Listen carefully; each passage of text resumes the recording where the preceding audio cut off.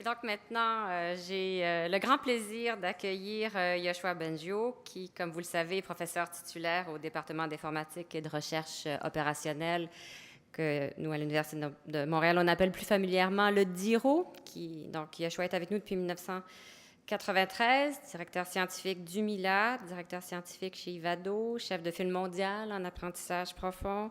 Et Yoshua a, on le sait là, tous, contribué d'une manière exceptionnelle à l'avancement des connaissances dans son domaine.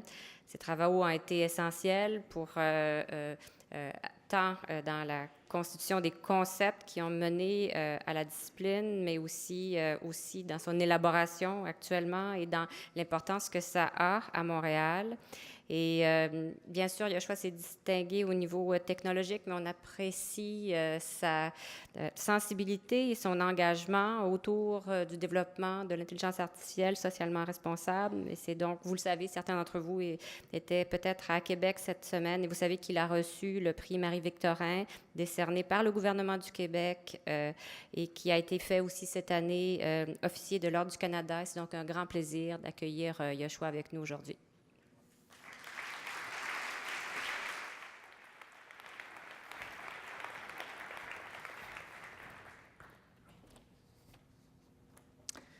Merci beaucoup. Alors, ça me fait plaisir aujourd'hui de parler de l'intelligence artificielle sur disons, un angle un peu différent de ce dont j'ai l'habitude.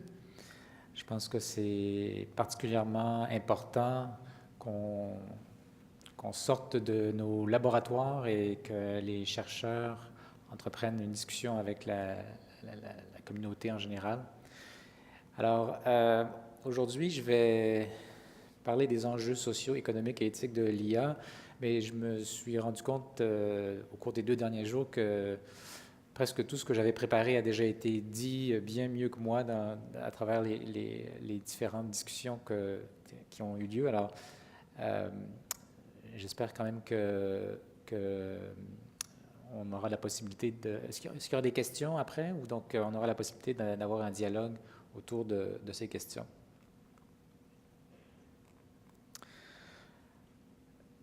Ce matin, Hugo a fait une superbe présentation pour nous donner un petit peu un aperçu de où est-ce qu'on est rendu et des progrès qu'il y a eu et quels ont été les points tournants de ces progrès. Je dirais, pour résumer certaines des choses qu'il a dites, qu'on a fait des pas de géant en ce qui concerne ce qu'on pourrait appeler la capacité de l'ordinateur à avoir de l'intuition, à effectuer des tâches qui prennent, mettons, une demi-seconde à un humain pour effectuer ces tâches. Et si on a assez de données pour entraîner l'ordinateur à faire ces tâches, on est capable de faire des choses assez extraordinaires. Alors, ça se situe surtout au niveau de la capacité de l'ordinateur à percevoir, donc tout ce qui est images, son, même à analyser le texte dans une certaine mesure, ou même à produire du texte, comme dans l'exemple qu'on voit ici. C'est des travaux qu'on a fait il y a à peu près 3 ans dans mon laboratoire, où l'ordinateur regarde une image et produit une phrase qui est supposée être une description. Alors, ça a été entraîné évidemment à partir de données où les humains ont donné des descriptions de à peu près 100 000 images comme ça.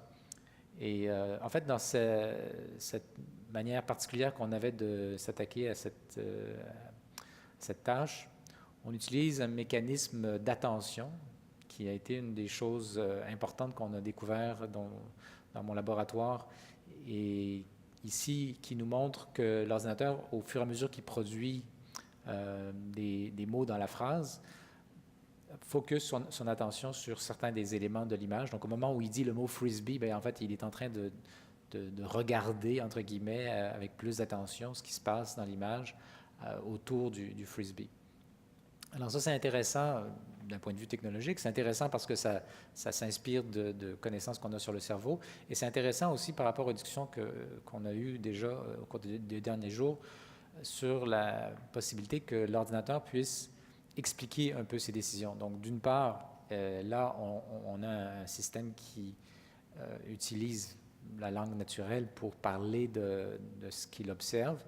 Et aussi, on peut décortiquer chacune de ces actions jusqu'à un certain point en voyant sur quels éléments, dans ce cas-là, de l'image, il se concentre pour, par exemple, là, chacun des mots qui sont prononcés. Donc, beaucoup d'économistes et d'autres philosophes, historiens, etc., sont en train d'observer ce qui se passe avec l'intelligence artificielle et réalisent qu'on est probablement face à une nouvelle révolution industrielle. La différence principale, c'est que les révolutions industrielles précédentes se concentraient sur la capacité physique, la force mécanique et la vitesse aussi. Donc, des attributs de l'humain qui ont été augmentés par les machines. Et là, avec cette nouvelle révolution industrielle, on est en train de passer à un autre ordre qui est d'augmenter la puissance cognitive des humains. Et ça va se faire de toutes sortes de manières. Évidemment, ça va donner lieu à une croissance économique importante dans tout ce qui touche à l'intelligence artificielle, mais en fait, étant donné que c'est une technologie horizontale qui peut s'appliquer partout où il y a des données, ça va toucher tous les secteurs de l'économie. Il y a des projections qui parlent d'augmenter le PIB de la planète d'à peu près 14% d'ici 2030 avec ces avancées. Donc, c'est des impacts économiques assez importants.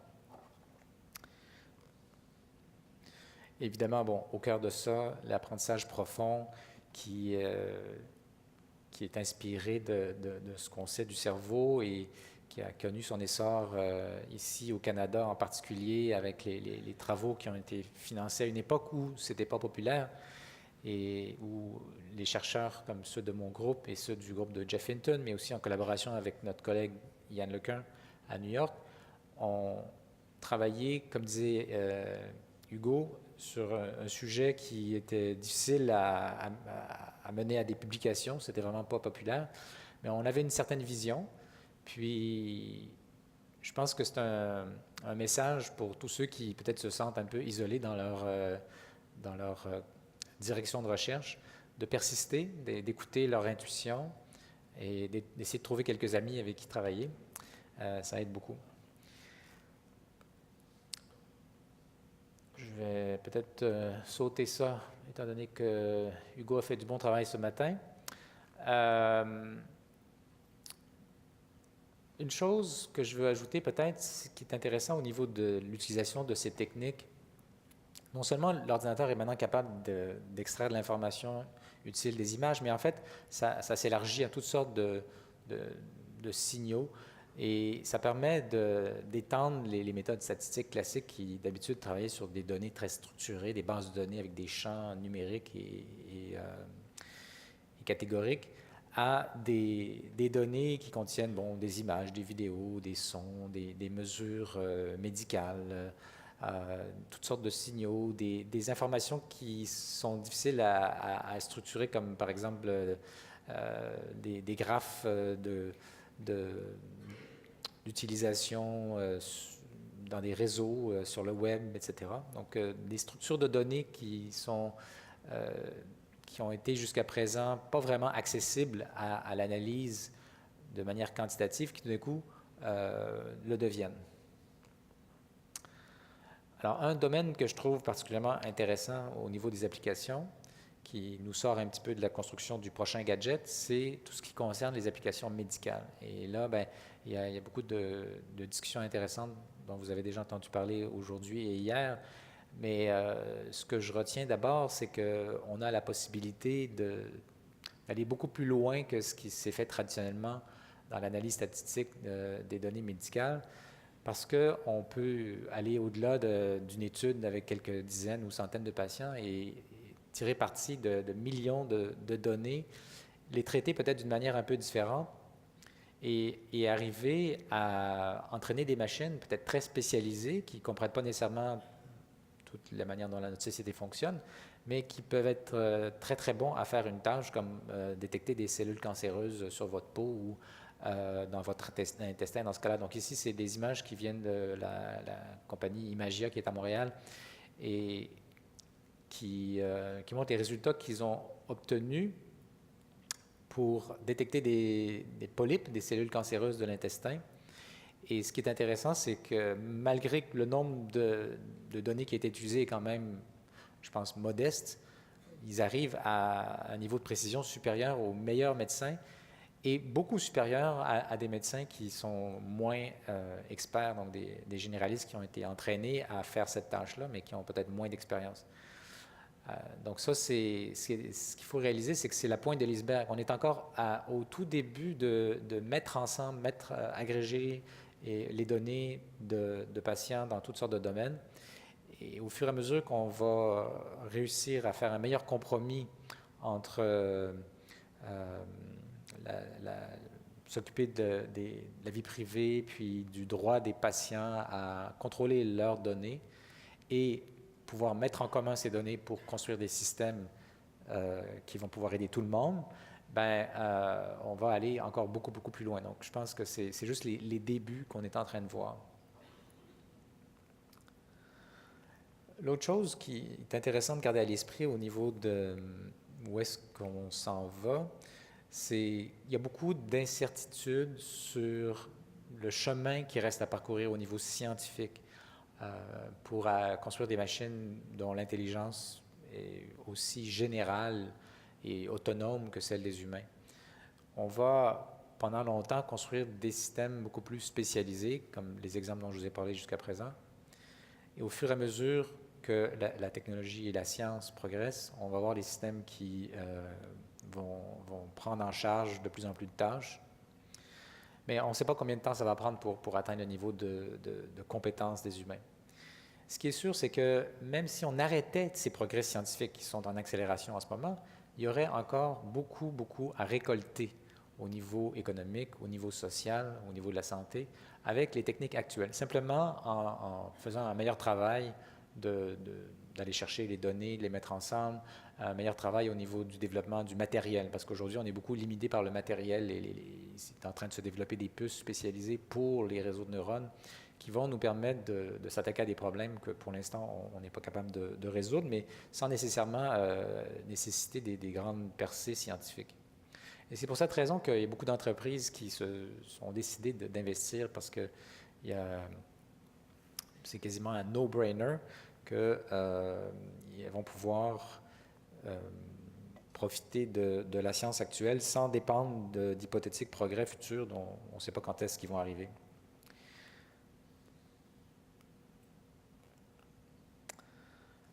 Donc, pour beaucoup d'entrepreneurs et de gens d'affaires, je pense que ces progrès-là et ce qui s'en vient, c'est pas seulement une question d'améliorer de quelques pourcentages la compétitivité, c'est une question de survie et c'est une question aussi d'ouvrir des nouveaux marchés, de créer des nouveaux services et des nouveaux produits.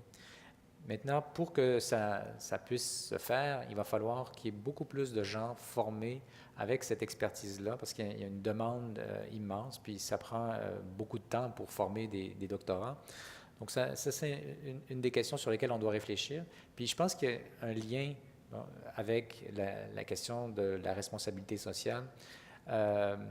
C'est que les chercheurs, les étudiants sont des personnes qui ont envie que leur travail servent de manière positive, soit utilisés pour le bien commun.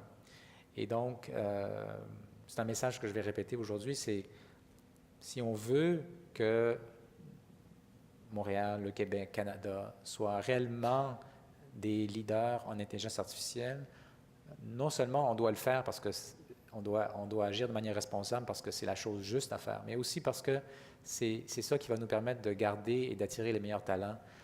Et cette concentration de chercheurs qu'on a aujourd'hui, c'est vraiment le facteur numéro un qui fait qu'on a ce momentum ici à Montréal, que les compagnies viennent s'installer, qu'on a ces investissements des gouvernements, des entreprises. Donc, c'est vraiment important de choyer ce talent puis de jouer toutes les cartes pour le développer de manière optimale. Bon. Maintenant, c'est bien d'investir dans l'intelligence artificielle, mais je pense qu'il faut qu'on soit intelligent sur la manière dont on va le faire.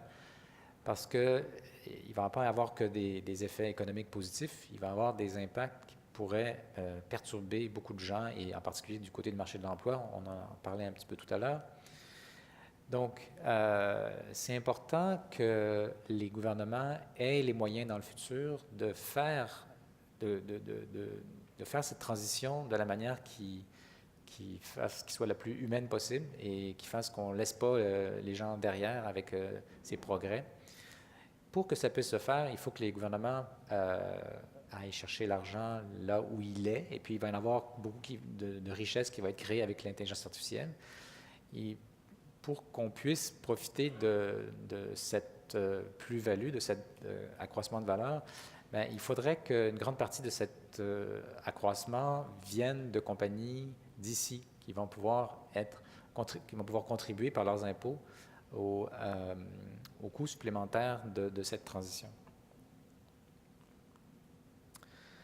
Donc, je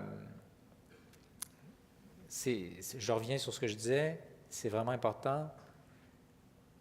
On désire être des leaders en intelligence artificielle, mais des leaders responsables. Et c'est non seulement quelque chose qui s'impose d'un point de vue moral, mais quelque chose qui, en fait, va nous aider à nous différencier des autres pays, nous différencier des autres endroits dans le monde où l'intelligence artificielle se développe, et qui va nous permettre de garder les meilleurs talents, d'attirer des gens du monde entier. Il va falloir qu'on leur donne les conditions, évidemment, de faire ce travail-là. Mais c'est vraiment une carte positive qu'on a, sur laquelle on peut jouer dans notre marque de commerce vue du reste du monde. Alors, c'est bien beau de faire des grands discours, là, mais il y a des moments où on doit passer à l'action. Puis, en ce moment, il y a des discussions au niveau de l'ONU sur les fameux robots tueurs, donc sur le fait que des armes puissent décider par elles-mêmes de tuer quelqu'un sans qu'un humain soit dans la boucle. Et je pense que la plupart des gens qui considèrent l'aspect éthique de cette question sont d'accord sur le fait que toute décision qui implique un jugement moral devrait, jusqu'à preuve du contraire, être effectuée par un humain. Alors, évidemment, c'est évident quand on pense à la décision de tuer une personne en particulier. Peut-être qu'il y a un contexte dans lequel qui ferait en sorte qu'un humain déciderait, ben non, là, c'est pas approprié.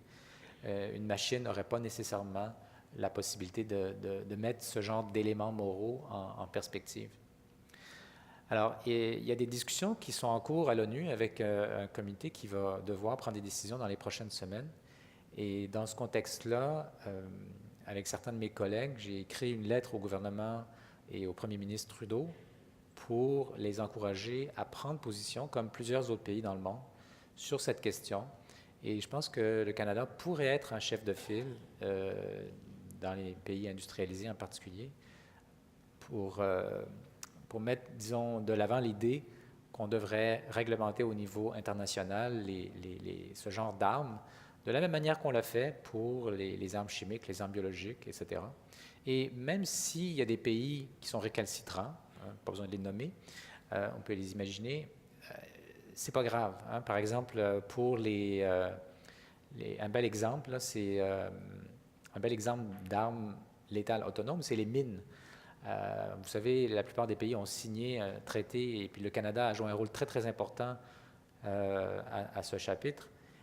Les États-Unis n'ont jamais accepté de signer, mais dans les faits, parce que la communauté internationale s'est prononcée et parce qu'on a finalement décidé que les mines, c'était quelque chose d'immoral, ben, il y a beaucoup de compagnies, incluant des compagnies américaines qui fabriquaient des mines, qui ont décidé que, bon, ben, ils se retiraient de ce marché-là. Puis, effectivement, même si les États-Unis n'ont pas signé ce traité, ben, ils sont en train d'embarquer dans le mouvement.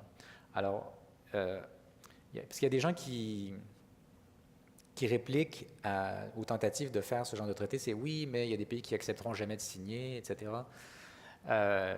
Et si eux, ils en font, ben, ça nous en prend aussi. Ben, non, il faut y aller de manière proactive, puis même si ça se fait par étapes, puis même s'il y a des pays que ça va prendre plusieurs années pour le faire, je pense que c'est important de continuer à pousser jusqu'à ce que ça devienne la norme morale au niveau international.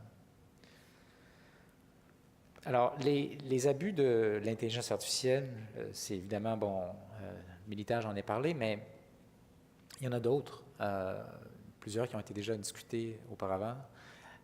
Une dont je vais vous parler un peu plus, c'est, je pense, l'utilisation potentiellement abusive dans le marketing et la publicité.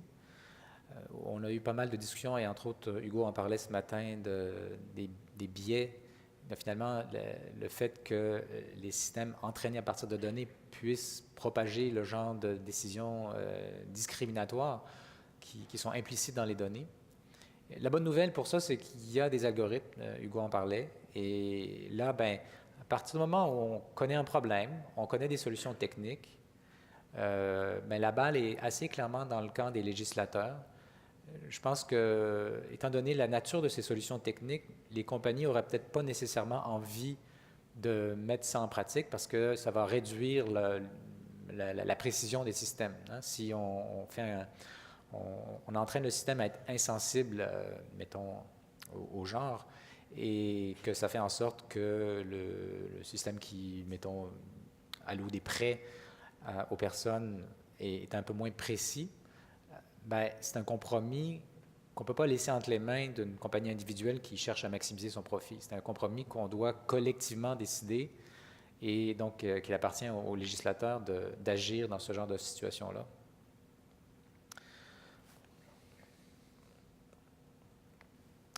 Donc, je vous parle un petit peu de la publicité. Alors, la publicité nous manipule. En général, on considère que c'est anodin, c'est les autres qui sont affectés par la publicité. Nous, ça ne nous fait rien. Mais anodin, oui, mais en fait, pas tant que ça. Et puis, surtout, avec l'utilisation de l'intelligence artificielle qui va chercher beaucoup de données qui sont disponibles sur chacune des personnes, la puissance manipulatrice de la publicité peut devenir inquiétante et je pense arrive à un niveau où on doit réfléchir à légiférer encore, à mettre des limites sur ce qui est acceptable, peut-être même la bannir complètement et je vais vous expliquer pourquoi. Donc, en plus du côté éthique de la chose, du fait que la publicité manipule, c'est-à-dire vous conduit à prendre des décisions qui ne sont pas les meilleures pour vous, la publicité n'est pas en fait utile d'un point de vue économique. Si on regarde purement là, du point de vue des marchés, puis de l'efficacité des marchés, en fait, la publicité est un frein à l'innovation, est un frein à l'efficacité des marchés. Je vous explique pourquoi. Essentiellement, ce que fait la publicité, c'est qu'elle permet aux compagnies qui contrôlent un marché, qui sont déjà qui vendent le plus dans un marché, donc qui sont les plus reconnus dans leur domaine, de garder cette position première en utilisant le poids de leur marque, le poids finalement du matraquage publicitaire pour rassurer les gens que c'est cette marque qu'il leur faut acheter. En réalité, ce que ça fait, c'est que ça empêche les plus jeunes compagnies ou les compagnies qui ont un meilleur produit mais qui sont moins connues, qui sont plus petites, de rentrer sur le marché aussi vite. Alors, éventuellement, les meilleurs produits finissent par arriver quand même, mais ça crée une friction dans les marchés, puis ultimement, ce n'est pas vraiment utile pour la société. Donc, pourquoi est-ce que ça continue à exister? Ça continue à exister parce que, tout simplement, si on ne fait rien et si on fait seulement laisser aller l'intérêt individuel, on se retrouve dans un dilemme de théorie des jeux où la maximisation de l'intérêt individuel ne correspond pas à la maximisation de l'intérêt collectif. Donc, l'intérêt individuel d'une compagnie dans notre société, c'est de faire la publicité, même si peut-être cette compagnie aurait des hésitations éthiques. Elle ne peut pas ne pas en faire pour pouvoir compétitionner avec les autres compagnies. Donc, la seule manière de s'en sortir de quelque chose comme ça, c'est de dire, encore là, comme tout à l'heure, collectivement, on décide de mettre des règles pour sortir de cette mauvaise équilibre, de ce mauvais équilibre de Nash, comme on dit techniquement. Alors, Voilà. En plus, bon, il y a des enjeux particuliers qui ont fait les manchettes, comme l'utilisation de la publicité dans le domaine politique. On réglemente déjà la publicité dans le domaine politique dans certains pays. On réglemente la publicité aussi qui s'adresse aux enfants parce qu'on considère qu'il s'agit de manipulations qui ne sont pas éthiquement acceptables. Mais en réalité, si la publicité ne pouvait pas manipuler les adultes, même pour vendre des choses anodines, elle n'existerait pas. Donc, c'est vraiment un outil de manipulation. Donc, voilà une petite réflexion qui n'avait pas encore été discutée pendant le forum. L'autre élément qui a déjà été discuté, c'est l'élément des inégalités et l'exacerbation des inégalités. Donc, vous savez que depuis plusieurs décennies, il y a une croissance des inégalités sur notre planète. Et puis ça va continuer. J'espère qu'on va trouver des moyens de le réduire. Mais c'est quoi le lien avec l'intelligence artificielle? C'est que les acteurs économiques, mettons les grosses compagnies qui développent l'intelligence artificielle, ont une espèce d'avantage.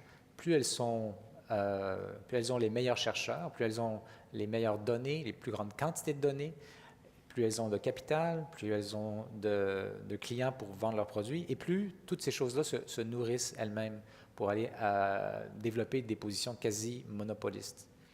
Donc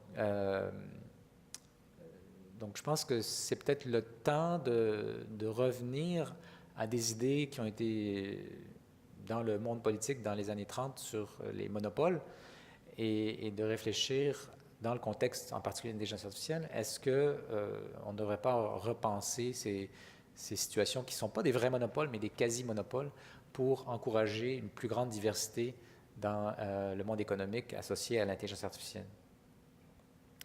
Alors en plus, en général, les inégalités, c'est quelque chose qui nuit à la démocratie parce que l'argent et le pouvoir, ça va ensemble.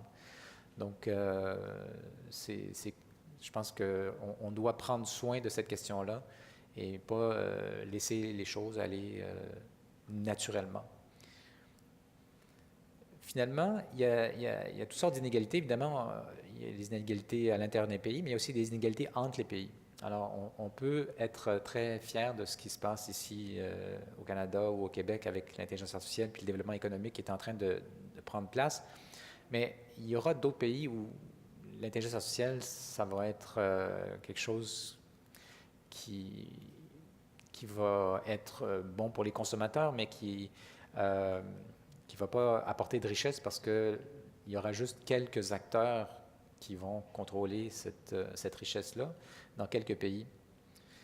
Donc, je pense que c'est intéressant de voir comment des pays comme le Canada peuvent contribuer à un rééquilibrage de la richesse qui va être créée. Par exemple, en favorisant des applications de l'intelligence artificielle qui pourraient avoir un impact positif pour l'humanité en général, par exemple au niveau de l'environnement ou de la santé, en particulier des problèmes de santé qui touchent des centaines de millions de personnes dans des pays du tiers-monde et qui n'ont pas accès au genre de services qu'on a ici. Donc, par exemple, récemment, je discutais avec un jeune Africain qui est ici à Montréal et qui développe un système pour aider les bébés en Afrique qui souffrent d'un problème respiratoire, qui fait en sorte que s'ils ne sont pas traités à temps, à peu près 20% des bébés, donc c'est énorme, vont se retrouver avec des déficits dus au manque d'oxygène, déficits qui mènent à la surdité ou à un quotient intellectuel grandement réduit et toutes sortes de problèmes de ce type-là. Et il se trouve qu'avec les techniques d'apprentissage automatique, on peut détecter assez facilement cette condition à partir simplement des cris des bébés. Donc, c'est juste un exemple. Si on laissait simplement aux forces du marché de résoudre ce genre de problème-là, ça prendrait peut-être beaucoup de temps parce que, c'est pas rentable, là. Déjà, ils n'ont pas d'argent pour se payer des médecins et des infirmières. Donc, je pense qu'on a une responsabilité, pas seulement en mots, mais en action, d'utiliser nos ressources pour s'attaquer à des problèmes de ce genre-là et d'autres qui vont permettre faire en sorte que l'intelligence artificielle bénéficie à tous et à travers toute la planète. Donc, voilà. Donc, j'approche un peu de mes conclusions. J'ai parlé beaucoup de l'importance du talent, de l'expertise, et là, c'est un message que j'envoie un petit peu aux politiciens, où je crois qu'il y a des choses qui peuvent être faites pour améliorer notre capacité à garder et à attirer les meilleurs talents, donc que ce soit au niveau des règles avec l'immigration, ou en éducation, ou dans la manière dont on fait la recherche scientifique qui soit le plus ouverte possible. Donc, je pense que c'est quelque chose qui est important si on veut réussir ce pari. Je vais juste terminer sur un sujet qui est relié au sujet du forum. C'est la question du travail. Moi, j'ai l'impression que pour beaucoup de gens, et ça l'est peut-être moins vrai pour la plupart des gens ici, mais pour beaucoup de gens dans notre société, et encore plus dans d'autres pays, le travail est une sorte d'esclavage. Les gens travaillent pour survivre, pour pouvoir payer leur nourriture, leur toit, etc. Et je pense que ça pourrait être différent et que l'intelligence artificielle a un rôle très positif potentiel. Mais bon, pour qu'on y arrive à faire en sorte que le travail devienne quelque chose de plus d'épanouissant, puis qu'on choisit et dans lequel on s'épanouit, il y a beaucoup de si. Il va falloir qu'on fasse les bons choix politiques pour éviter l'autodestruction militaire et tyrannique, le Big Brother qui pourrait nous prendre au nez, de minimiser les autres mauvais usages de l'intelligence artificielle comme ceux dont j'ai parlé, où on a parlé cette semaine, de concentrer la recherche sur des utilisations socialement positives, donc, comme l'exemple que j'ai fourni tantôt, et de s'assurer de redistribuer adéquatement la richesse produite. Donc, si on fait ces bons choix politiques, les machines vont pouvoir faire des tâches que les humains ne veulent pas faire, qui sont des tâches généralement routinières, qui ne demandent pas nécessairement de créativité. Et finalement, on va pouvoir se retrouver dans une situation rêvée en ce qui me concerne, où les gens vont pouvoir faire comme moi, c'est-à-dire aller le matin faire leur travail avec plaisir et avec motivation, en se disant, bien, je fais quelque chose qui contribue à la société, je choisis d'y aller, puis je suis vraiment content que quelqu'un me paye pour le faire, mais dans le fond, je le ferai pareil, là. C'est juste que j'ai besoin de vivre.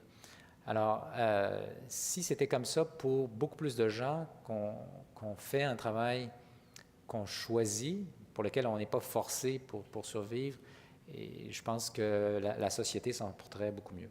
Donc là, je vais clore là-dessus, et je vous remercie beaucoup de votre attention.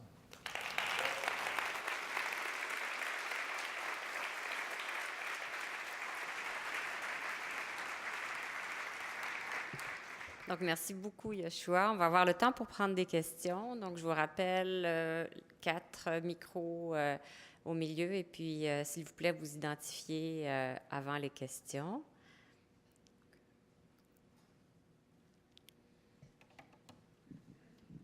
Bonjour, Sofiane Audry, je suis assistant professeur à l'Université du Maine dans le département des nouveaux médias. J'ai une question, en fait. On parle beaucoup donc d'une révolution industrielle j'ai entendu beaucoup pendant toutes les conférences qu'est-ce qu'on pourrait faire au niveau du rôle des entreprises et de ce qu'on pourrait faire au niveau des gouvernements. Mais on sait qu'il n'y a pas grand-chose qui est jamais arrivé au niveau des changements sociaux puis de la justice sociale sans, en fait, une participation citoyenne, une lutte citoyenne. Et j'ai rien entendu vraiment à ce sujet-là. Peut-être que j'ai manqué certains. Mais je voudrais t'entendre, Yoshua, là-dessus. Comment est-ce que les citoyens peuvent peut-être même se réapproprier l'intelligence artificielle pour résister, pour rebalancer peut-être les pouvoirs qui sont concentrés entre les mains de certaines compagnies, de certains États? Tu as tout à fait raison. Il faut que ça vienne de la base. Et je pense que le genre de discussion qu'on a cette semaine Et les nombreuses discussions que j'ai avec des journalistes de partout, et je pense que les chercheurs s'impliquent justement dans les discussions avec la société civile, avec les médias, même avec les politiciens, pour les éveiller à ces questions-là.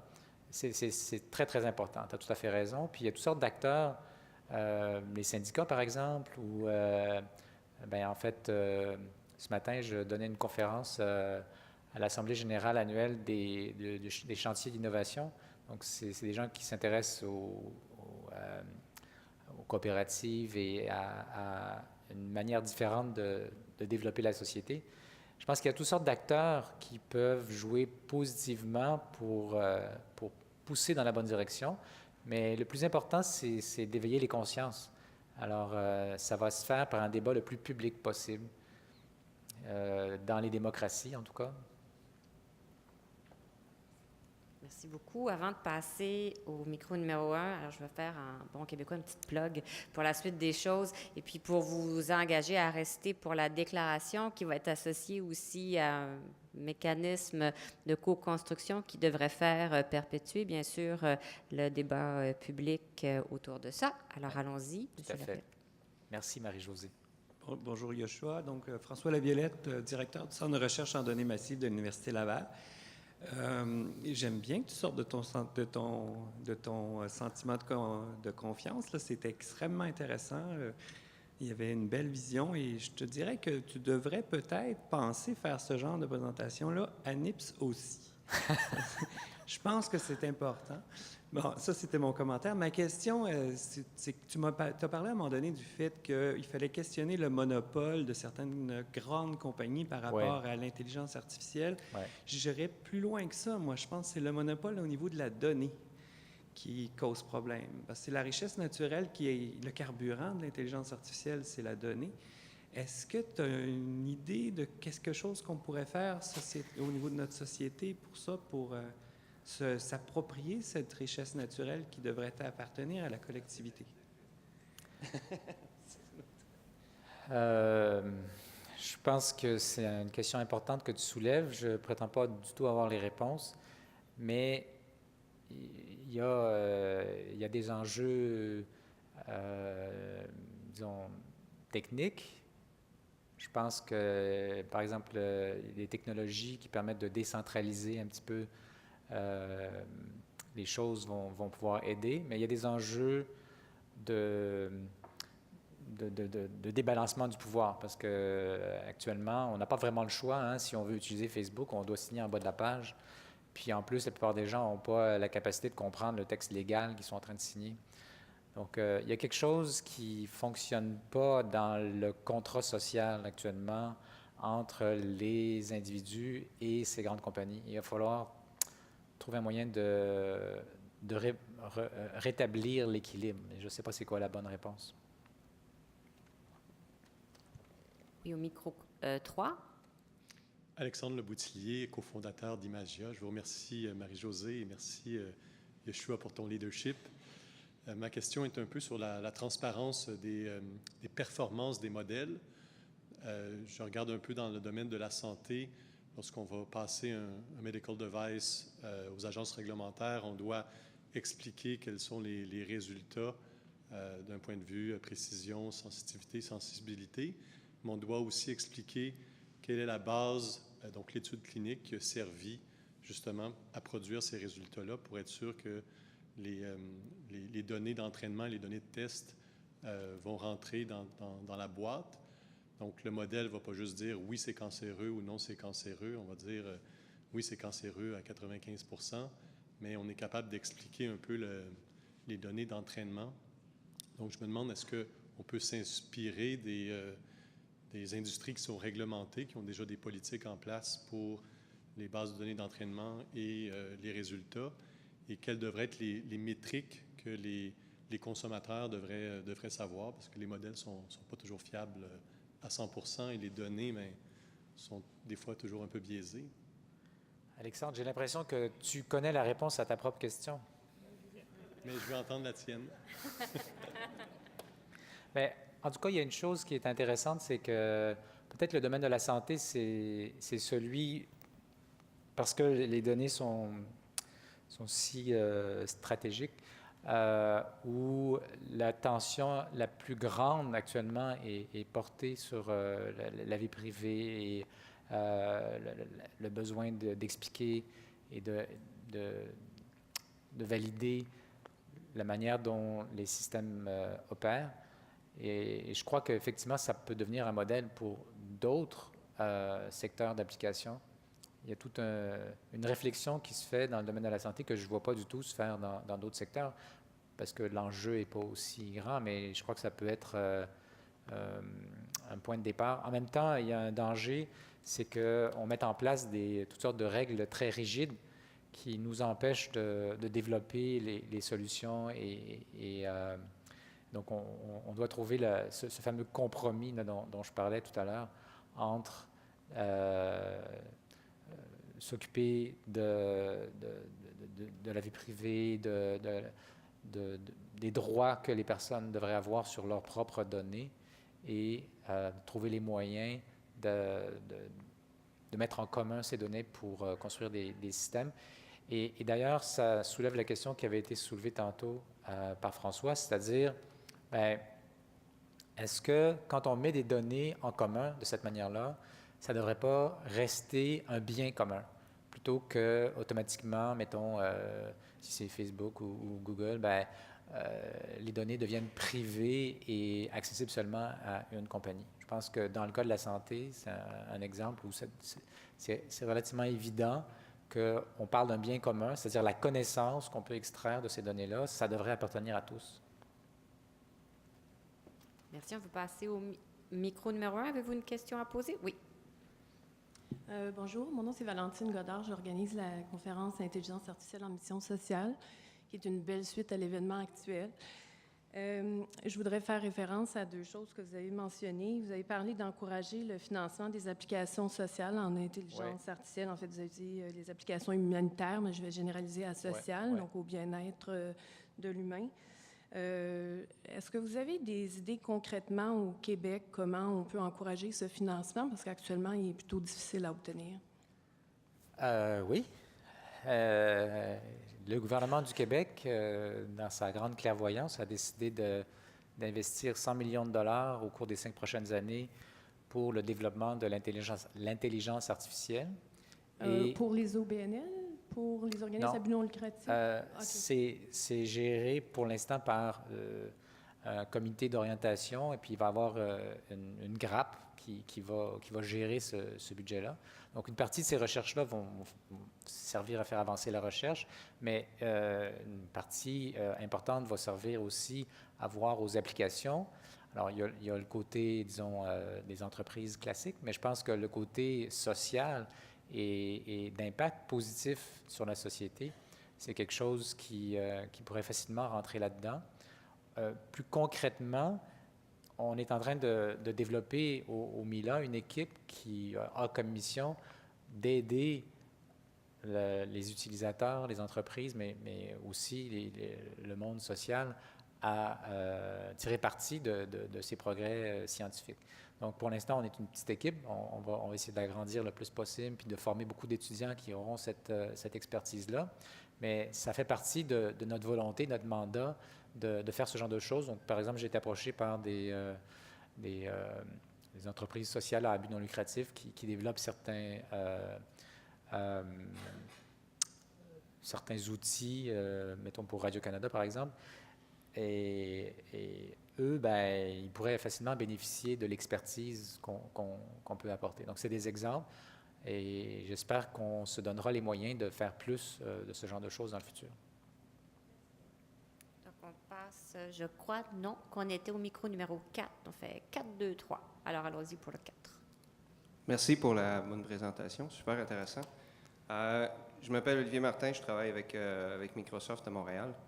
Pas du côté recherche, parce que probablement que sinon on se serait rencontrés à un moment ou un autre, mais du côté des ventes.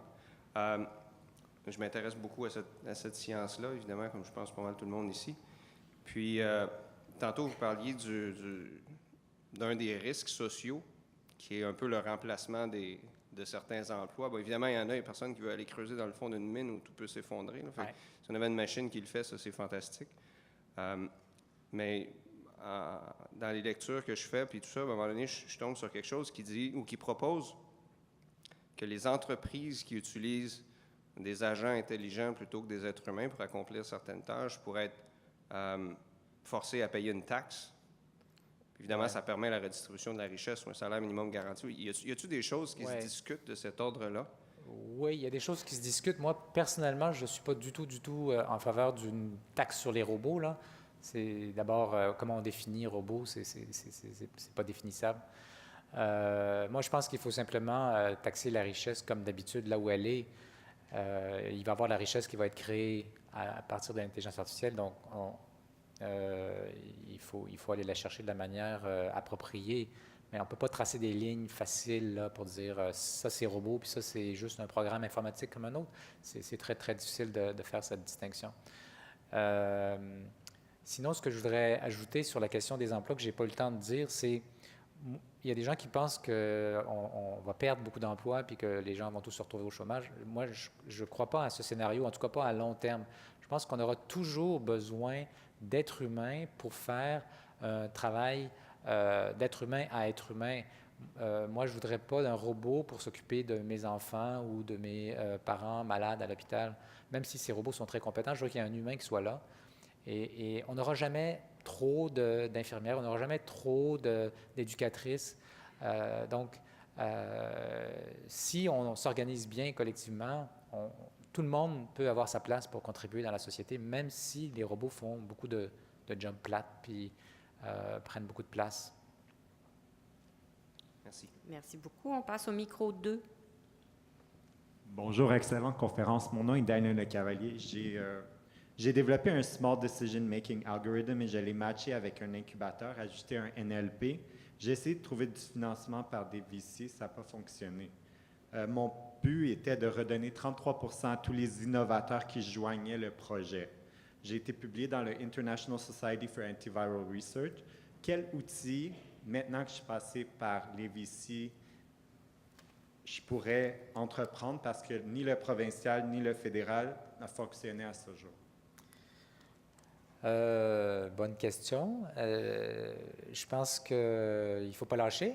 Je pense que tu peux envisager peut-être de trouver d'autres personnes avec qui travailler sur ton projet ou d'utiliser ton expertise. Il y a beaucoup de projets qui se mettent en place en ce moment au niveau de différentes applications de l'intelligence artificielle.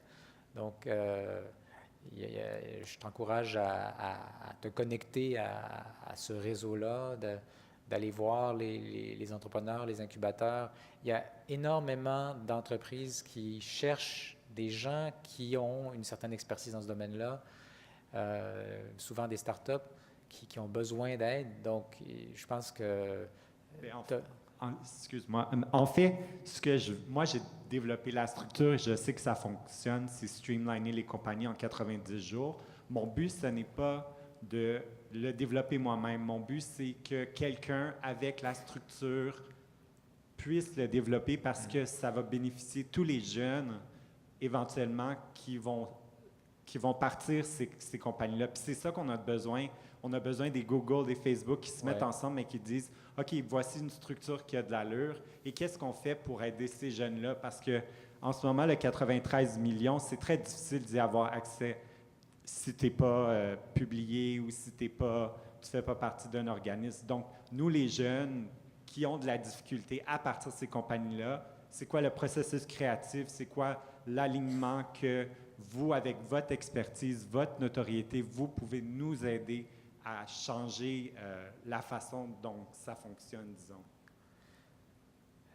C'est une bonne question, mais ce que je peux te dire, en tout cas, c'est que moi, je reçois des coups de téléphone ou des messages ou des visites d'entrepreneurs et d'investisseurs qui cherchent des projets comme ça, donc qui cherchent des gens qui veulent développer l'intelligence artificielle. Donc, je te le répète, lâche pas parce qu'il y a beaucoup de gens qui ont de l'argent et qui cherchent des gens qui peuvent développer des produits basés sur l'intelligence artificielle. Donc, ne te décourage pas, puis continue à réseauter, puis tu vas trouver. Est-ce que c'est possible de connecter avec vous après?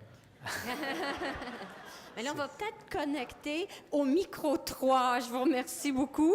Et puis, on connectera à la pause, mais là, sinon, on ne se rendra pas. Donc, je crois, Isabelle, qu'il ne reste pas beaucoup de temps. Donc, il reste du temps pour une seule question. On m'a dit 1 minute. Donc, micro 3. Donc, je vais terminer. Mon nom est François Lemieux. Je suis conseiller pédagogique TIC au Collège Jean de Brébeuf. Et puis, donc, tout d'abord, merci pour la présentation. Je trouve ça très pertinent et je suis content de voir qu'il y a une certaine conscience sociale dans le processus de conception et de recherche sur l'intelligence artificielle.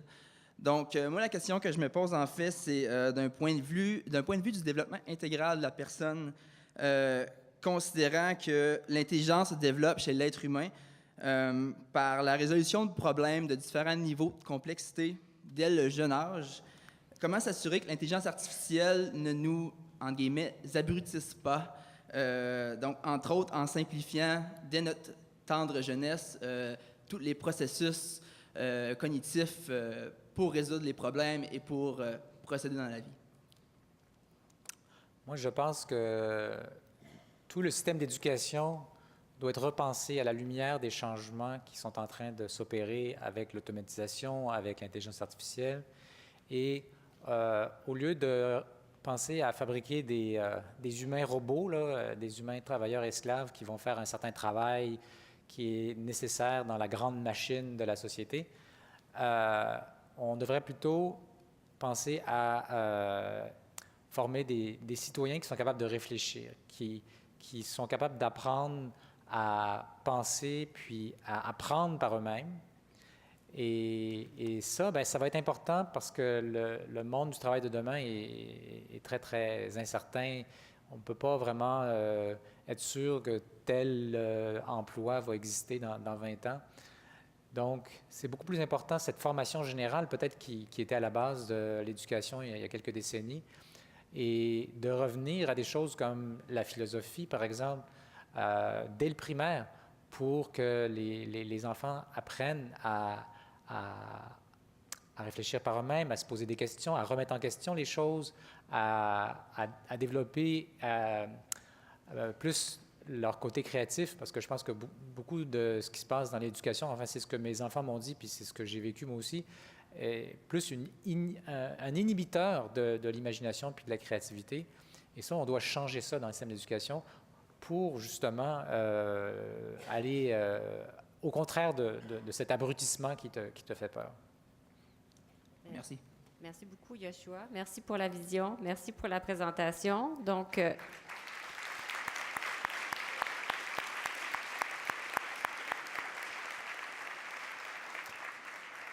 on prend du temps pour une toute petite pause, mais donc, on se retrouve ici à 15h30 pour la déclaration sur le développement socialement responsable de l'intelligence artificielle.